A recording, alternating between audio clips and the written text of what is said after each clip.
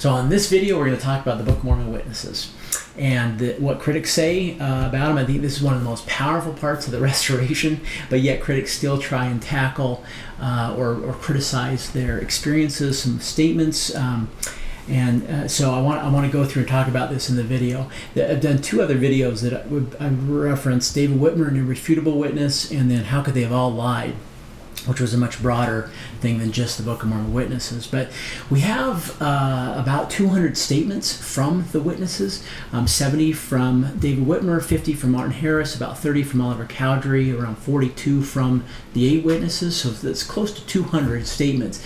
We have less than 10 statements that are used by critics that are out there, and none of them are first-hand statements. They're always a second-hand type of a statement. So think about this. This is a ratio of 19-1. So how would you, if you were a judge and you had 20 people, 19 people saying one thing, one saying the other, and the one that's saying the other is not a direct statement from the witnesses. It's a second-hand statement. So it's very, very interesting. But we're going to tackle why those statements are used by critics and why they don't amount to a hill of beans, I think. And the evidence is so powerful on the other side that it's a tough one for critics. So let's start with just the statements themselves, the witnesses in the Book of Mormon, the testimony of the 3, the testimony of the 8. It's very interesting, the differences between the two. And what I feel like God really knew what he was doing when he set this up with these two different experiences, and then the informal witnesses as also a backup to criticisms. And I'm going to talk about that especially in a minute. But if you look at the testimony of the 3 witnesses, very focused on the interaction with heaven, with God, with angels. You know, it says here the grace of God. It says they've been translated by the gift and power of God, for his voice, this is the voice of God, hath declared it unto us. An angel of God came down from heaven, and the voice of the Lord commanded us that we should bear record of it. Often we think of this with the 3, with the angel, but they also hear the voice of the Lord as well in this experience and testify of it. And then I've highlighted their names. The highlight means that they left the church. And I think that was one of the, God knew the future. He knew these individuals, and thought this would be some of the most powerful witnesses in a sense, because they didn't deny their testimony after they left the church. Now 2 of them came back. That's what the underline is, Oliver and Martin. But David never did for 50 years. That's why I did a special video just on him, which is fascinating. There, he ended up being the mayor of his town, very respectable, honorable man. Okay, testimony of the 8 witnesses. Now, look at this. This is a very tangible experience, very physical. He's shown unto us the place. We did handle with our hands, saw the engravings thereon. We have seen and hefted, know of a surety that the said Smith, notice this kind of legalese or cold language, the said Smith has got the plates of which we have spoken. So it's a kind of a legalese, very formal statement, a very tangible, physical, evidence-based. And again, 3 people here, Jacob Whitmer, John Whitmer, Hiram Page. You're going to hear comments from all 3 of them here in the video. Powerful. All left the church at one point. In fact, they stayed out of the church to death, but never denied their testimonies to the end. Very powerful there. Now, so you got these 2 different, very contrasting witnesses there. Now, some critics will actually say that the statement of the 8 doesn't list time and place, or actually the 3 either. It is a little unfortunate that we don't have more detail there, because we have it. David Whitmer was very specific on some of the details, and then Lucy Mack Smith on the 8. But the point was to really testify the experience itself there. Also, some critics will even say, well, we don't have an original of this, which we don't, because it was destroyed as part of the original manuscript. Was put into the cornerstone of the Nauvoo house. Joseph put it there to probably preserve for posterity. It was found in 1882 when Emma's second husband, Louis Bideman, was remodeling the home. That's when he found it, and only 28% of the original manuscript survived. We have the printer's manuscript that was in Oliver Cowdery's handwriting, and that's where we have the witnesses' testimony on there. But the 3 witnesses was at the end of the transcript. Their statements that were signed by them, and that was destroyed through the water damage. But look at what the witnesses said. So go off of what they said post statement, and I'm going to go through many of those here. Also, this was interesting. Larry Morris spoke at the Fairmormon Conference in 2019, and this actually is going to be a bedrock for future studies, a documentary history of the Book of Mormon. This just came out in February 2019. He spoke at the Fairmormon Conference, and he talked about the powerful nature of the testimony of the eight, specifically being such a tangible document. And then he talked about also this meeting source criticism, or the giving credence to a very authentic statement. Three criteria here: first-hand document, 2, produced near the time of the event in question, and 3, signed by multiple witnesses. Okay, now another criticism people will bring up is the weight of the plate. Some will say, well, wait a minute. If it was solid gold and the description of the dimensions that were given, that would be about 200 pounds there. So they criticize because witnesses would typically give the range of 40 to 60 pounds. A single number was often used of closer to 60 pounds. This is a great piece that Lloyd did in the December 86 Ensign. He says, this estimate doesn't allow for unevenness of leaves wrinkled by hammering and from airspace between each leaf. Joseph only said that the plates had the appearance of gold, not necessarily pure gold completely. Some have speculated the metal was probably tumbaga. That was the name given by Spaniards as they found this alloy of gold copper used in ancient Mesoamerica. It could be cast, hammered, engraved, etc., treated with a simple acid-like citric acid to dissolve the copper on the surface, leaving a shiny layer of 23-karat gold on top of a harder, more durable copper-gold alloy sheet. This process was widely used by the pre-Columbian cultures of Central America to make religious objects. To the Tumbaga plates, the dimensions Joseph Smith has described would weigh between 53 and 86 pounds. So perfect for the description of the Book of Mormon weight. So very interesting. And a side note, there was actually a mummy found in 2006 in northern Peru. It was a lady, and she was wrapped and had around her a bunch of thin sheets of this copper gold alloy they said was similar to this tumbaga, and it was later found in Mesoamerica. But the dating of this mummy was 450 AD, so right at the end of the Book of Mormon times. It was an interesting, National Geographic did a piece on that. Okay, so let's move on to what some critics will say is, well, Joseph hypnotized the three witnesses particularly because of their experience with the supernatural vision there, and had some way to hallucinate and hypnotize them.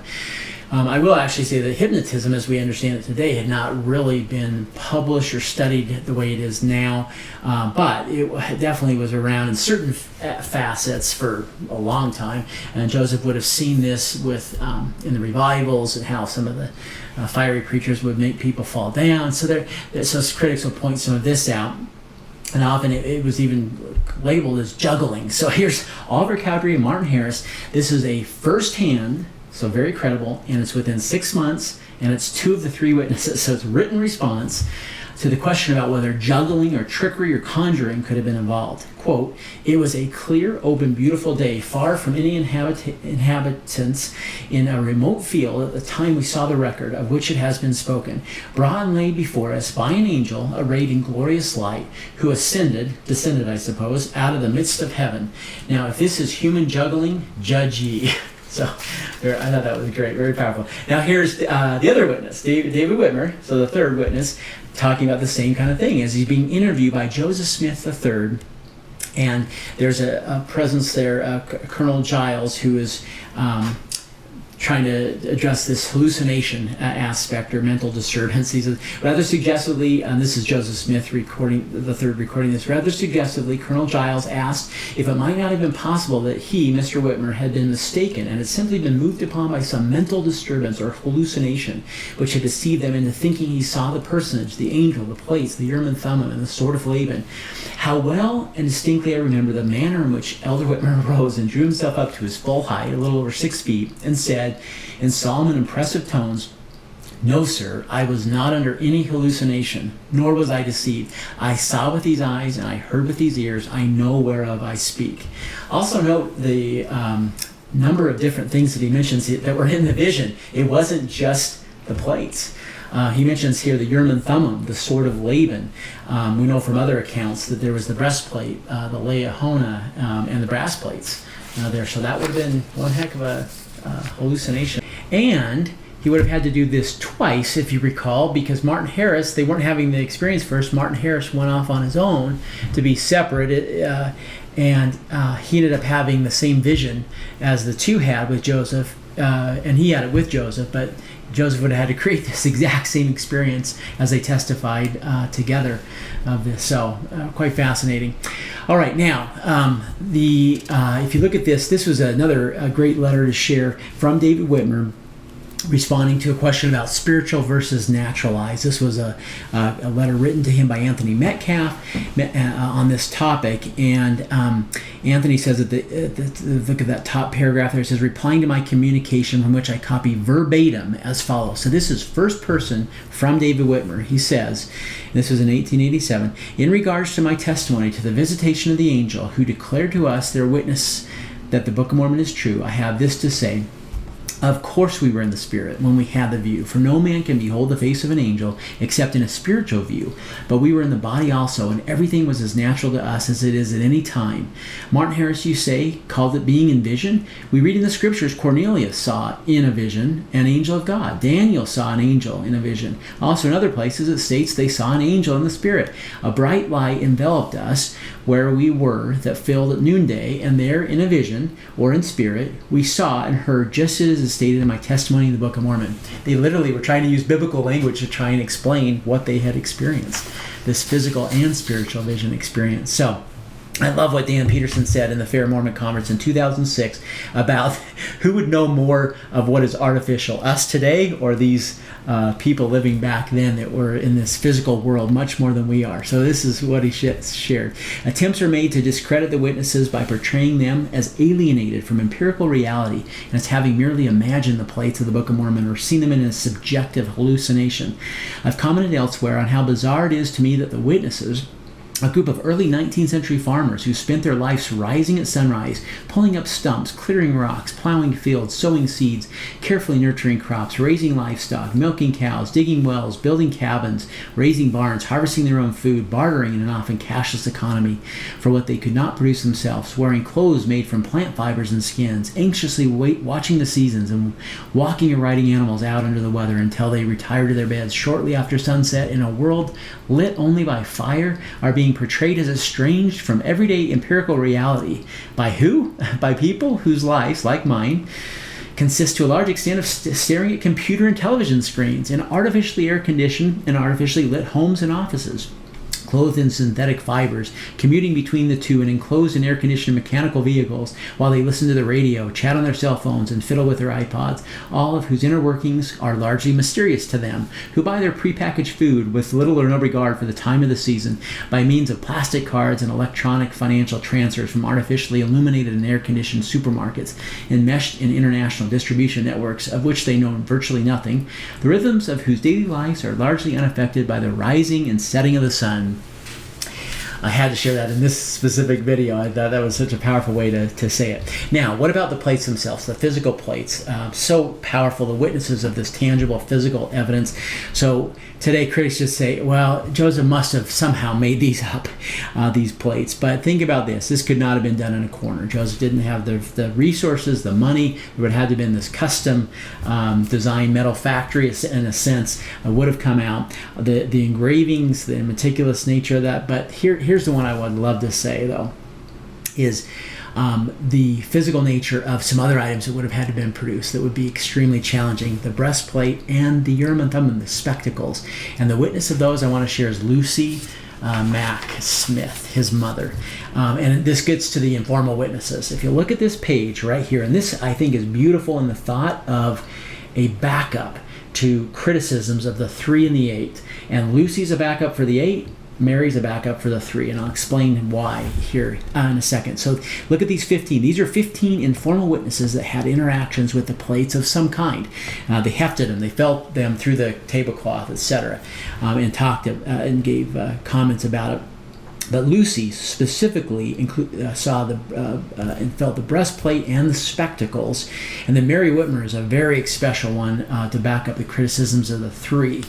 So if you go to the 8, let me share this from Lucy Mack Smith. She said that she had examined the Urim and Thummim and found that it consisted of 2 smooth 3-cornered diamonds set in glass, and the glasses were set in silver bows, which were connected with each other in much the same way as old-fashioned spectacles. As she described the breastplate, it was wrapped in a thin muslin handkerchief, so thin that I could see the glistening metal and ascertain its proportions without any difficulty. It was concave on one side and convex on the other, and extended from the neck downwards as far as the center of the stomach of a man of extraordinary size. It had 4 straps of the same material for the purpose of fastening it to the breast, 2 of which ran back to go over the shoulders, and the other 2 were designed to fasten to the hips. They were just the width of 2 of my fingers, for I measured them, and they had holes in the ends of them to be convenient in fastening. So, very specific description. So, I think it's an interesting aspect of these first witnesses. The first witness to the birth of Christ to his mother, Mary, was given by the angel. The first witness of the resurrection was to another Mary, Mary Magdalene. The first witness of the Book of Mormon plates was to a Mary as well, Mary Whitmer. I think that's really fascinating aspect. And think about this. This is tough for critics. Where was Joseph Smith? He was not even around. He didn't even know this was happening. So if he's creating this hallucination and figured out some way to do this, he's not around when this is happening. And this angel comes to visit Mary. Now, I'd like to share this version that was actually just published in 2014 in the Interpreter. Royal Scoutsmen received this from Carl Cox. It was part of their family history. And it's a lesser-known account. It had a couple of interesting details that I thought it would just be kind of fun to share. He says David Whitmer had invited Joseph and Oliver to live in his father's home while translating the Book of Mormon. When Oliver's hand and Joseph's eyes grew tired, they went to the woods for a rest. There, they often skated rocks on a pond. Mary Whitmer, with 5 grown sons and a husband to care for besides visitors, often grew tired. She thought they might just as well carry her a bucket of water or chop a bit of wood as to skate rocks on a pond. She was about to order them out of her home. Interesting detail we haven't known before. One morning, just at daybreak, she came out of her cow stable with 2 full buckets of milk in her hands when a short, heavy-set, gray-haired man carrying a package met her and said, "My name is Moroni. You have become pretty tired with all the extra work you have to do. The Lord has given me permission to show you the record, turning the golden leaves one by one." And it's interesting, her grandson actually says, John C. Whitmer in his account, that we're more familiar with this, is the personage then suddenly vanished with the plates, and where he went she could not tell. Very interesting. And also, it may have been even more critical than we realized for Moroni to come as she was about to order them out of her home. So, interesting little detail. Also, his look, it's interesting. It's not how you picture Moroni, probably. May have been to calm her fright, which the other account does say she was quite fearful when she saw this man. But anyway, fascinating aspects. Now, let's talk about some of the statements that critics will bring up. And after all the evidence I just went through, you almost don't need to even go here.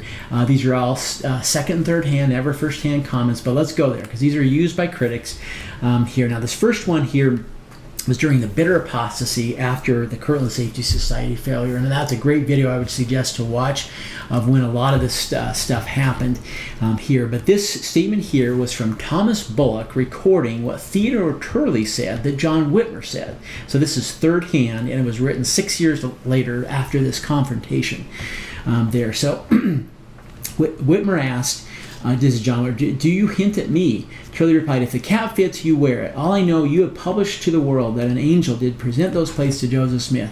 Whitmer replied, "I now say I handled those plates. There were fine engravings on both sides. I handled them." And he described how they were hung, and they were shown to me by a supernatural power. I cannot read it, and I do not know whether it is true or not. Now, his saying that it was shown to him by a supernatural power, critics hammer on that and say, there's our evidence. The 8 witnesses didn't actually see physical, tangible plates. It was some kind of vision. And now Larry Morris spoke in the Fairmormon Conference just in 2019, and he talked about this, actually, this specific event. He said, this is an uncorroborated account and is also third hand, since it is Bullock reporting what Turley said about what John Whitmer said. So we're not certain that it is what Whitmer said. Nevertheless, if he did say that, the question of what he meant by supernatural power is up for debate. Critics have concluded that this added detail of how Whitmer saw it indicates that the 8 probably did not observe or feel the actual artifact. I believe it's possible and even probable that when he, Whitmer, said that when the plates had been shown to him by a supernatural power, he was reaffirming his conviction that God had directed the creation and preservation of the plates, as well as the translation of the Book of Mormon. I'm going to share in a minute how he was a scribe for part of the Book of Mormon, may have been alluding to that. But Morris goes on to say, it is interesting that when Turley challenged Whitmer in the midst of these apostates, Whitmer, now he was an apostate at the moment, at that time too, not only affirmed that he had handled and seen the plates, he confirmed his belief that the Lord played a crucial role in the coming forth of the Book of Mormon. We can't know for certain what Whitmer meant because he had no chance to ever comment on this, but to me, that uncertainty itself shows that concluding that the 8 probably did not observe or feel the actual artifact goes beyond the evidence. Bullock's third-hand notes lack the historiographical authority to overrule both the testimonies of the witnesses themselves and the second-hand accounts of those that talk directly to them. Now here's a first-hand account from John Whitmer, given in March of 1836. I desire to testify to all that I have most assuredly seen the plates from whence the Book of Mormon was translated, and that I have handled these plates, and know of a surety that Joseph Smith Jr. has translated the Book of Mormon by the gift and power of God. Now listen to this. This is a first-person account after being out of the church for decades. 1876. Keep this first-hand account in mind, by the way, as I share a few more things going forward. He says, I have never heard that any one of the 3 or 8 witnesses ever denied the testimony that they have borne of the book as published in the first edition of the Book of Mormon. There are only 2 of the witnesses to that book now living, to wit, David Whitmer, one of the 3, and John Whitmer, one of the 8. Our names have gone forth to all nations, tongues, and people as a divine revelation from God, and it will bring to pass the designs of God according to the declaration therein contained. I think it's fascinating, too. He's saying this being out of the church for decades. So, now, here's the one clarification of maybe what he meant by supernatural. Look at this from a letter written by Myron Bond 7 months after an interaction with John Whitmer. He said, Old Father Whitmer told me last winter with tears in his eyes that he knew as well as he knew he had in existence that Joseph translated the ancient writing which was upon the plates, which he saw and handled, and which as one of the scribes he helped to copy as the words fell from Joseph's lips by supernatural or almighty power. So quite interesting. And lastly, this is a interview. Really, this is the last interview with John Whitmer. I'm not going to read it. You can pause it if you want to see the whole thing, but it's about very physical, tangible experience. I will with the last one. He says, did you see them covered with a cloth? No. He handed them uncovered into our hands, and we turned the leaves sufficiently to satisfy us. So very good. Okay. Now I want to share one that's just ridiculous that this is even quoted, but it's even today still quoted by critics here because they're appealing or a plea to or argument to authority by this because it was the governor of Illinois, Thomas Ford. And he basically says this story with zero source. It's just a rumor going around, but he just says this, and so it's just still quoted today. There's no corroboration that any of this is especially from the witnesses themselves, that this is true. But he says, he, Joseph Smith, set them to continual prayer. These are the 8 witnesses, and other spiritual exercises to acquire this lively faith by means of which the hidden things of God could be spiritually discerned. And at last, when he could delay them no longer, he assembled them in a room. Now Lucy says it was a grove near their house, and produced a box which he had contained the precious treasure. The lid was open. The witnesses peeped into it, but making no discovery, for the box was empty, they said, Brother Joseph, we do not see the plates. The prophet answered them, O ye of little faith, how long will God bear with this wicked and perverse generation? Down on your knees, brethren, every one of you, and pray God for the forgiveness of your sins and for a holy and living faith which cometh down from heaven. The disciples dropped to their knees and began to pray in the fervency of their spirit, supplicating God for more than 2 hours with fanatical earnestness, at the end of which time, looking again into the box, they were now persuaded that they saw the plates. I leave it to philosophers to determine whether the fumes of an enthusiastic and fanatical imagination are thus capable of blinding the mind and deceiving the senses by so absurd a delusion. It's just insane that this would even be quoted today. But okay, Reverend John Clark's recollection of an unnamed attorney's alleged recollection of an alleged statement from Martin Harris. So again, crazy stuff that this even gets quoted, but this is talking about the eye of faith that Martin Harris is talking about. A gentleman in Palmyra, bred to the law, a professor of religion and of undoubted veracity, told me that on one occasion he appealed to Harris and asked him directly, did you see those plates? Harris replied, he did. Did you see the plates and the engraving on them with your bodily eyes? Harris replied, "Yes, I saw them with my eyes. They were shown unto me by the power of God and not of man. But did you see them with your natural, your bodily eyes, just as you see the pencil case in my hand? No, say no or yes. Now say no or yes to this." Harris replied, "Why, I did not see them as I do that pencil case, yet I saw them with the eye of faith. I saw them just as distinctly as I see anything around me, though at the time they were covered." Which, by the way, that's confusing. He's mixing the person recording this is third hand, but talking about when he held the plates during the translation process at times. But also the eye of faith, that was in D&C 17, that they would see it by the eye of faith, and that was, again, another way of talking about spiritual vision aspect of this. There now, here's the one that's used the most, and this is another case where Martin's two experiences are combined together. This is the one that's used by critics the most, and it's a letter from one apostate to another apostate, essentially describing this experience with Martin Harris that led him out of the church, essentially, on here. And so he first says, "When I came to hear," now this is Steve Burnett. He says, "When I came to hear Martin Harris state in public that he never saw the plates with his natural eyes, only in vision or imagination, neither Oliver nor David." Now, let's stop for a minute. So first of all, Martin never talked like that. He never said "or imagination." This is Burnett adding this in. And Martin before and many statements after never talked about anything like this. It was never in imagination, but always in vision or the eye of faith, the spiritual eyes, that kind of thing, but they didn't imagine this there. Then he goes on to say, this is what critics will also point to heavily, is that the 8 witnesses never saw them and hesitated to sign that instrument for that reason, but were persuaded to do it. The last pedestal gave way to him, Burnett. "In my view, our foundation was sapped and the entire superstructure fell in a heap of ruins. I therefore, 3 weeks since in the Stone Chapel, renounced the Book of Mormon.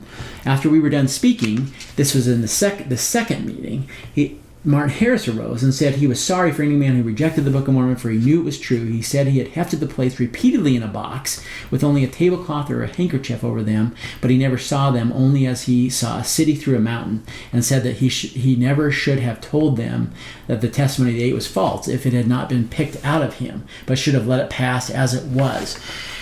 So about the tablecloth, this is what Martin was trying to discuss about when he was helping Joseph in the translation process, and so he's kind of mingling these two experiences together in one kind of statement here. But Martin was sharing that to really point out the physicality of the plates, that was the 8 did have a physical experience with these plates. Now let me show you how this is explained very well by Richard Lloyd Anderson. As I mentioned, I think when I did David Whitmer, this investigating the Book of Mormon witness, Richard Lloyd Anderson. He just passed away recently, but this is the seminal work on this. It's fascinating here, but he spoke several different conferences, but this was a piece in Journal of Book of Mormon Studies, and he explained this, I thought, quite well. Here's what he said. Martin Harris stood and said that he had hefted the plates repeatedly. This clearly countered the dissenter's vision theory of the 8, which shows that the physical reality of the plates was Harris's theme in the second meeting. He had actually held them with only a tablecloth over them in this context. Harris was not talking of his testimony of seeing the angel in plates, but speaking of other times when he knew the plates were under a tablecloth or a handkerchief, probably the experience that he and Emma shared during the 1828 translation. On reflection, Harris said that he never should have told the testimony of the 8 witnesses was false if it had not been picked out of him, but should have let it pass as it was. That was the quote. It says the context is Harris straightening out Burnett by adding his own testimony that there were physical plates. If we compensate for Burnett's loaded language, Harris's retraction was essentially this. He never would have agreed that the 8 witnesses saw the plates through spiritual sight if he had not been confused by leading questions, but would have let their written testimony speak for itself. And who is Martin, by the way, to speak for the 8? Back to Anderson. The real question is whether Burnett quoted Harris accurately in the first place. The answer is that Burnett continued to believe in a visionary experience for the 8 witnesses even after Harris said he had given the wrong impression on that issue. Since Harris insisted he had hefted the plates repeatedly in a box, he disagreed with Burnett's spiritualizing of the 8 witnesses' experience. Burnett's report of Harris's quoting them is not only compound hearsay, but hearsay rejected by its author, Martin Harris. Okay, let's take a look at this quote here from Harris in 1853. This is after being out of the church for quite some time. He says, I was the right-hand man of Joseph Smith, and I know that he was a prophet of God. I know the Book of Mormon is true. Then smiting his fist on the table, he said, and you know that I know that it is true. I know that the plates have been translated by the gift and power of God, for his voice declared it unto us. Therefore, I know of a surety that the work is true. And then some other subsequent statements from Martin Harris to William Glenn here, recorded Harris saying, gentlemen, do you see that hand? Are you sure you see it? Are your eyes playing a trick or something? No. Well, as sure as you see my hand, so sure did I see the plates, the angel and the plates. Harris told Robert Avison, it is not a mere belief, but is a matter of knowledge. I saw the plates and the inscriptions thereon. I saw the angel, and he showed them unto me. Now, this last quote is going to be on his deathbed, and I love this. One part of this that talks about how he could be a rich man. And think about all of the witnesses that left the church that could have become very wealthy, very rich men if they had denied their testimony, essentially. So on his deathbed, responding to George Godfrey's suggestion he may have been deceived, he says, the Book of Mormon is no fake. I know what I know. I have seen what I have seen, and I have heard what I have heard. I have seen the gold plates from which the Book of Mormon is written. An angel appeared to me, and others and testified to the truthfulness of the record. And had I been willing to have perjured myself and sworn falsely to the testimony I now bear, I could have been a rich man, but I could not have testified other than I have done, and am now doing, for these things are true. Now, one little sidebar, the Strangites, James Strang was a break-off group during the secession crisis after the martyrdom, and he even got some prominent families to go with him in the church. And there was a confusing letter about his appointment 10 days before the martyrdom, but it was really just to be a state president in Wisconsin. But page 2, which we now know was a forgery, not Joseph Smith's writing, that he was to lead the church. So, but here's what critics will point out is that he produced witnesses and records, metal records that were buried. And so for this made Joseph's ability to produce witnesses is neither surprising nor persuasive. Well, there's some key differences. One is there were no angelic visions, no angels showing anything. Many of the witnesses later repudiated their testimonies. One of the most damning ones was one of the witnesses later said that they helped Strang to make the plates and bury them. And then look at the fruits. There actually are 500 members still today of that branch, small break-off group. So anyway, now finish with the last couple of quotes from some of the others that left the church. Hiram Page. And if you notice, almost all the statements I've been trying to share from those that had left the church. Hiram Page in 1847, after the church for some time. As to the Book of Mormon, it would be doing injustice to myself and to the work of God of the last days to say that I could know a thing to be true in 1830 and know the same thing to be false in 1847. And his son quoted him as, I knew my father to be true and faithful to his testimony of the divinity of the Book of Mormon until the very last. Whenever he had an opportunity to bear his testimony to this effect, he would always do so, and seemed to rejoice exceedingly in having been privileged to see the plates. Then Jacob Whitmer, we have very little there, but we do have this quote from his son. My father, Jacob Whitmer, was always faithful and true to his testimony to the Book of Mormon and confirmed it on his deathbed. And then I love this from Investigating the Book of Mormon Witnesses book. He says here, after quoting the published statements of the 3 and 8 witnesses and describing the experience of the latter group, Lucy Smith relates, the ensuing evening we held a meeting in which all the witnesses bore testimony to the facts as stated above of their statements in the Book of Mormon. Then I love this. A lot of people aren't aware of this meeting.